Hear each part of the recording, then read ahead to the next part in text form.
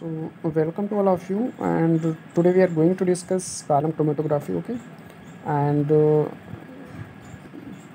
mentions the some basic points regarding the column chromatography. Okay, so in this, if you see here, uh, I have mentions that it is a technique which is used to separate. Okay, so separate a single chemical compound. Okay, from a mixture of dissolved fluid. Okay, so suppose that a mixture of suppose that आप एक कोई भी mixture आपके पास है, ठीक है, उससे you you want to isolate single chemical component. Okay, mixer of suppose the mixer of mixer dissolve fluid. कोई भी मिक्सचर आप ले लो, उसमें अगर 10 कंपोनेंट हैं और आपको एक सिंगल उसमें से सबको सेपरेट करना है इंडिविजुअल और प्योर फॉर्म में. Okay, then you can apply this technique. Okay, and it is a separate substances based on differential adsorption of compound to the adsorbent as the compound move through the column at different rates which allow them to get separated in a fraction. Okay, means this line explain that आपका जो separation है वो depend करता है differential adsorption. Okay, किन के बीच? एक तो आपका स्टेशनरी फेज हो गया, आपका कौन सा फेज हो गया? स्टेशनरी फेज हो गया, ठीक है. और कौन सा हो गया? स्टेशनरी फेज हो गया. और आपके कंपोनेंट, ओके, जो भी आपका कंपोनेंट मिक्सचर में है, ठीक है, उनके तो कंपोनेंट और स्टेशनरी फेज के बीच जो एडजॉर्प्शन है, ओके, एडजॉर्प्शन प्रॉपर्टी है, वो डिपेंड कर रही है कि कौन सा फ्रिक्शन सबसे पहले आएगा और कौन सा फ्रिक्शन सबसे बाद में आएगा. Okay, so depending on the differential adsorption of compounds to the adsorbent it will move through the column, okay, at different rates. Okay, so the third point indicating that technique can be used on a both smaller. आप इसको smaller scale पे भी use कर सकते हो और larger scale पे भी यूज़ कर सकते हो. ओके, तो ठीक है. और पर्पस क्या है आपका? सारे कंपोनेंट आपके प्योरीफाई हो जाएंगे, ठीक है, जितने भी मिक्सर में हैं. सिंस चूँकि ये एडजॉर्प्शन क्रोमेटोग्राफी कही गई क्योंकि ये बेस्ड किस पे है? Differential adsorption. Okay, so that's why it is also called adsorption chromatography. Okay, so come on the next slide. In this, actually I have explained this.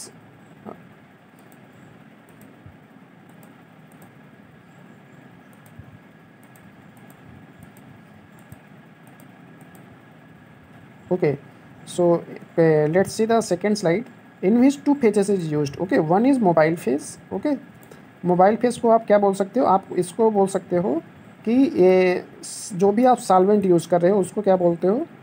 Solvent जो भी आप यूज़ कर रहे हो इसको क्या बोलोगे?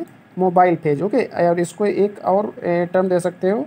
क्या चीज़? Eluting agent. क्या दे सकते हो? इसको हम बोल सकते हैं इल्यूटिंग एजेंट. ओके, क्योंकि ये इल्यूट करता है कंपोनेंट को. मिक्सर आप जो भी मिक्सर में आपके कंपोनेंट है उसको इल्यूट करता है. और इल्यूशन मीन्स होता है एक मिक्सर से कंपाउंड का सेपरेट होना. किसके साथ? मोबाइल फेज के साथ या सॉल्वेंट सिस्टम के साथ. ओके, तो इसलिए ठीक है, तो ये मोबाइल फेज हो गया.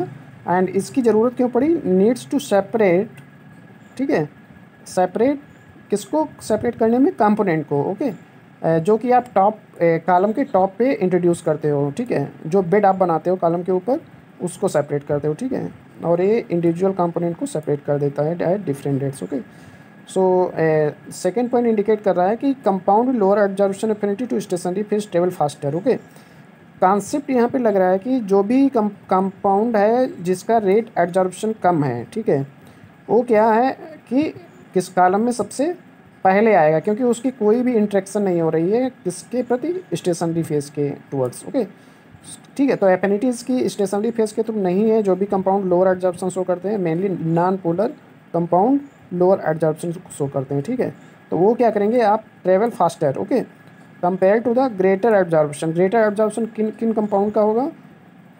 ऐसे कंपाउंड होंगे जो कि पोलर होंगे और एडजॉर्प्शन प्रॉपर्टी किसके साथ? स्टेशनरी फेज के साथ उनकी ज़्यादा होगी, ठीक है, तो वो मूव बहुत स्लोली मूव करेंगे क्योंकि उनके पास इंट्रैक्शन है. मोबाइल पेज इतना हेल्प नहीं कर रहा है उनको इल्यूट करने में, ठीक है. नेक्स्ट पे आते हैं the component that move fast are remove first. Okay, ये तो मैंने एक्सप्लेन कर दिया. Move slowly are eluted out last. Okay, eluted means होता है कि आपके फ्रैक्शंस निकल रहे हैं, ठीक है. इल्यूशन बोलते हैं कि मोबाइल फेज और कंपोनेंट किससे पास हो रहे हैं? आपका स्टेशनरी फेज से पास होना, ठीक है, ये क्या कहलाता है, एक elution. Okay, the adsorption of solute molecule to the column occur in a reversible manner. Okay, तो ये सारे पॉइंट्स मैंने डिस्कस कर लिए। अब आते हैं नेक्स्ट पे।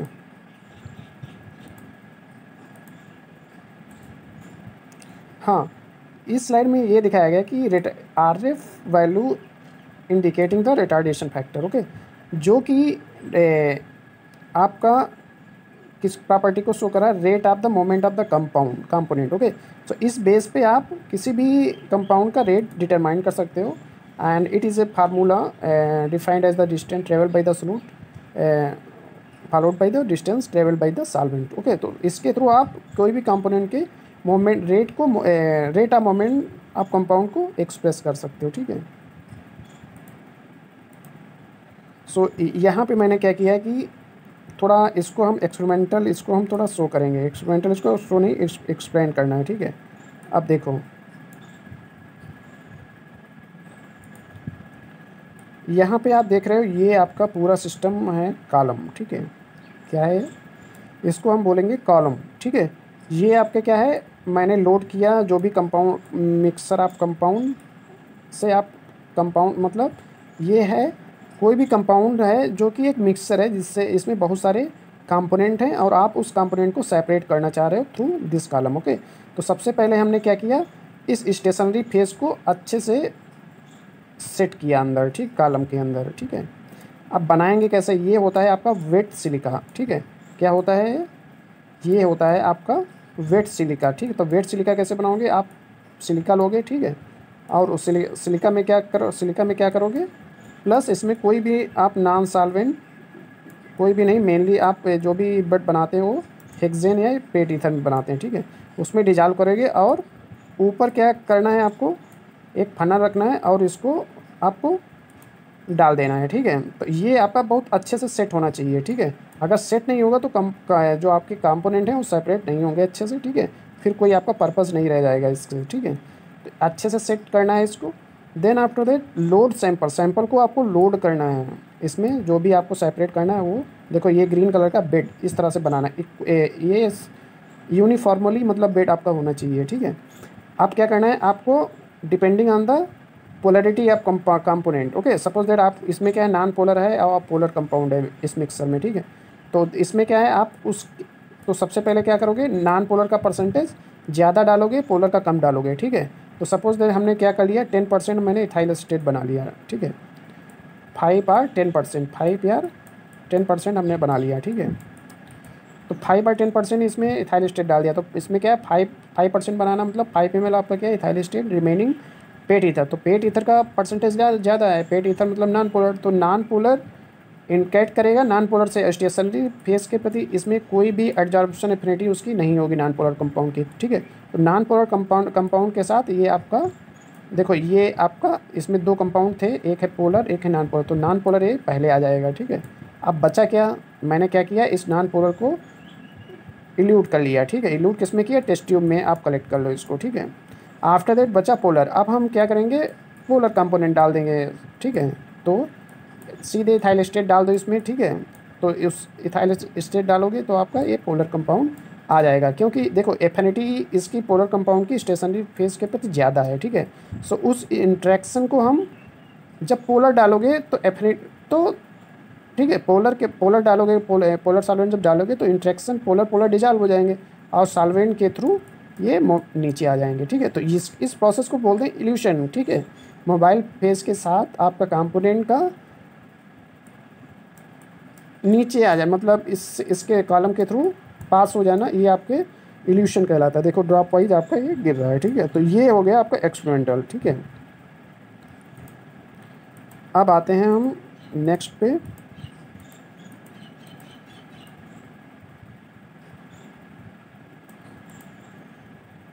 हाँ, अब थोड़ा हम डिस्कस करें स्टेशनरी फेज जो आपने कॉलम में पैक किया है नीचे, ये वाला कॉलम, सपोज ये आपका कॉलम है। ठीक है, और यहाँ पे आपने ये सब सिलिका जेल बना के पैक कर दिया कॉलम को। बात समझ रहे हो मैं क्या कहना चाह रहा हूँ, आप देख सकते हो, ये इसकी बात कर रहे हैं, इसकी। ठीक है, तो इसमें क्या है, आप देखो,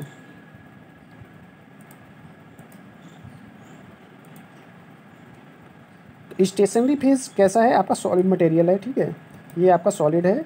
एडजॉर्प्शन प्रॉपर्टीज़ की ज़्यादा होनी चाहिए, ठीक है, और ये सारी प्रॉपर्टी उसको फॉलो करना चाहिए। अब ये प्रॉपर्टी कौन सी है, shape and size of the particle, ठीक है, आपका जो भी शेप और साइज है वो यूनिफॉर्म होना चाहिए, ठीक है।